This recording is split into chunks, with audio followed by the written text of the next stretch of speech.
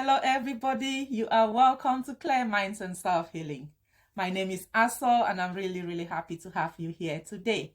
I want to thank you for subscribing. And if you're new to the channel, please subscribe and turn on the notification button so that you get all the content that we upload weekly.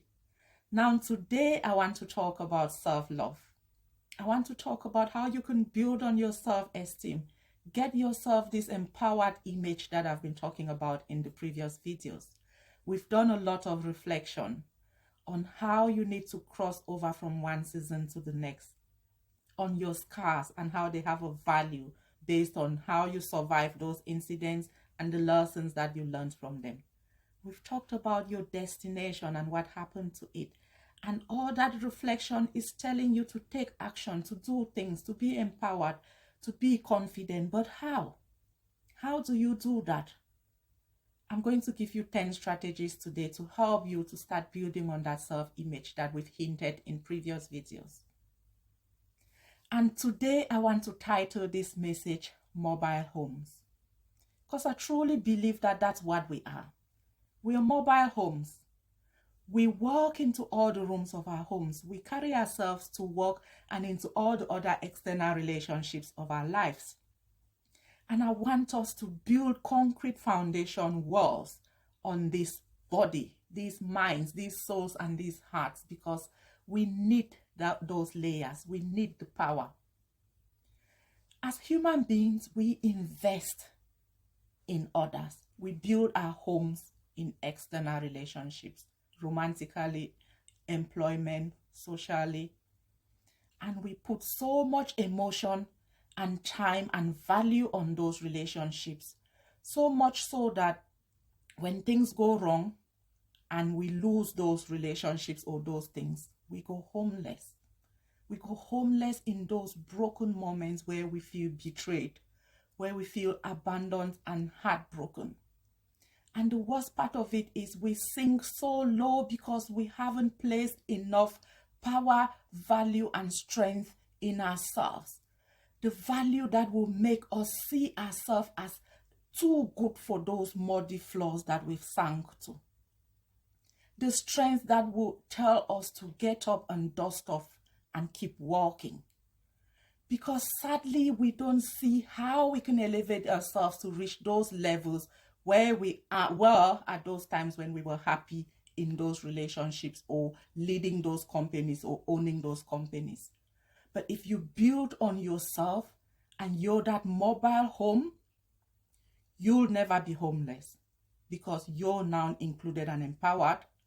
And even those that you love and who rely on you will have more value from you because of the strength and the value that you've increased in yourself.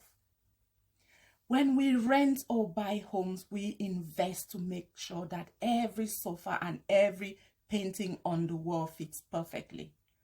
We ignore these people who get the ideas and who physically earn the incomes to invest in those homes.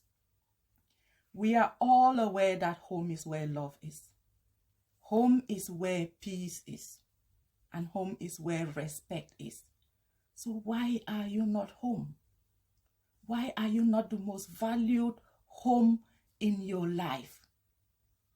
Because this is what I want us to do today, to reflect and start to empower and add stories and conservatories to this building as you go along in your life, one day at a time, one step at a time. There is a saying that for a woman to get a prince, they have to first find that for a woman to get a castle, they have to first find their prince, insinuating that they can only get through the doors of a castle and live in it if they are brought into that castle by a prince. And that's a bit outdated and insulting, don't you think? But the sad thing is, a lot of us women still go through life today with that mentality that we need to find our princes. And even when we build those homes and bring princes into it, we still act as tenants in those homes, waiting for permission to change a window or to build a story. Today, I want to tell both the princes and the princesses who all bring people into their homes that the thing that comes first is the castle. and not the occupants. So build on yourself, invest that value on you first, and then bring whoever you want to bring into it. And you'll find that you will both get value. And even if you choose to live alone, that should still be okay. Because we get so stuck on the idea of who comes into the castle, we forget to put value in that castle to begin with. So here, with that little reflection on mine, are my 10 strategies of self-love. The first one is unconditional love. Love yourself unconditionally. Against all the odds, above all the mistakes and the limitations of your life. Love the mistakes. Love the shortcomings. Self-love is not when everything is going right in your life and where the job is great and the relationship is great and you're traveling the world, getting dressed and looking yourself in the mirror and feeling fab. You love yourself in those moments, but that's not the definition of self-love. Self-love is being able to love yourself when you've done those ugly mistakes and get yourself out of them. Love yourself during the heartbreak. Love yourself during the redundancy and all those moments when you stand alone and no one is coming to pull you out of those darkness and those depressive moments. Those are the times when you need self-love the most. The second strategy is confidence building. Now think about the first time that you drove a car. No, actually think about the thought that you had about driving a car and how scary and impossible it seemed in the first instance. But you told yourself that your life will be elevated and will be easier if you own and drive a car. And you went through and followed through with that thought and hired a driving instructor and started the first lesson and got into those scary roundabouts and one step after the other, and you probably failed a few driving tests. But right now, you're driving and it's second nature. And that's what confidence building is. Identify those scary things that you need to work on and start. Put an action plan into place and take the first step on that journey. And then gradually with consistency, you will find that it becomes second nature in your life. Same as that family recipe. Now, the third one is creating a self-awareness. You cannot change what you're not aware of. And for some of us, when we are doing our meditation and reflection and prayer and all those dark and ugly things start to surface, we push them away because we do not want the distraction in our hour of prayer or moment of meditation. But that is the exact moment of meditation. That's its purpose. To elevate the things that are nagging in your brain that need for you to address. To identify the dreams that you need to put into action. To identify the mistakes that you need to bury and put aside so that you can move on with peace of mind. So reflection is powerful because it identifies what you need to change. You cannot change what you're not aware of. The fourth one is limiting beliefs, addressing your limiting beliefs.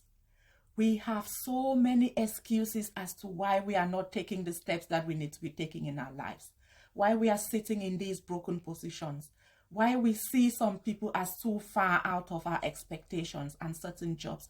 And we need to put all those limiting beliefs to bed and invest in our ability and see ourselves as powerhouses that can achieve anything.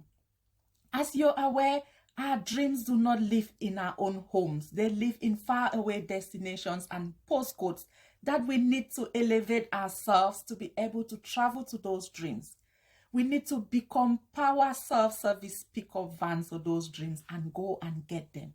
And the only way we can really get to that point is if you put your limiting beliefs to bed. The fifth one is tough love. Now, just because I'm telling you to love yourself unconditionally does not mean that you should be unaccountable and disrespectful and clueless of what you need to be doing in your life. Respect yourself enough to push you to be the best possible person that you can be. And even so, respect other people's values. Challenge yourself. Be your own biggest motivator and positively critical, because that's the only way you will ignite that fire within yourself to really achieve what you need to be achieving. The sixth one is finding a balance. Push yourself, but with moderation. Don't work so hard that you don't rest and that you don't pamper and treat this body.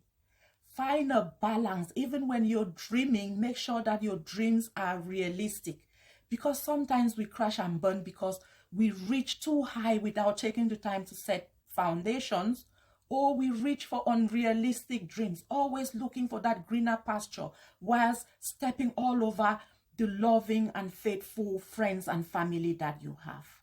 That's when you don't have the balance in your life. The seventh one is self-improvement. Do not sit in the same position forever.